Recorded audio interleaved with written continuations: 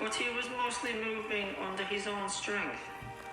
It took Thomas 3 hours to get to the complex, the effort to get there nearly killing him.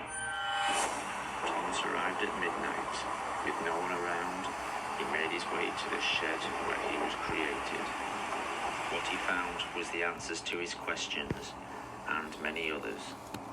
Since solar research had begun producing biofuels vehicles, the world had asked, why had the first biofusion operation worked so well, but nearly every operation since had failed?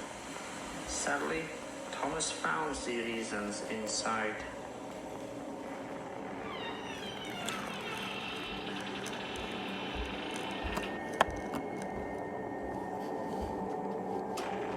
Thomas had never been the first operation. He hadn't even been second. What shed number 17 contained was evidence of several attempts to create a tank engine with Thomas's DNA. These had been early tests made by people with no experience of an experiment on this scale. Ill-planned and unprepared, these procedures had used DNA from the human Thomas and had been as much the real Thomas as the tank engine the world had come to know and love. To us, Thomas the Tank Engine had been the Thomas we all knew as a boy. Part of the family the whole island's population had known and respected since Wilhelm first arrived.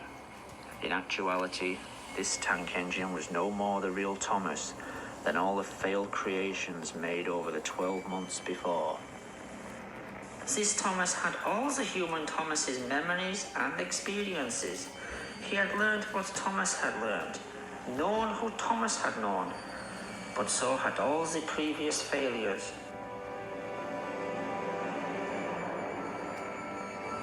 Wilhelm and Hans Goetze had to learn through trial and error how to bring their Thomas back from the dead.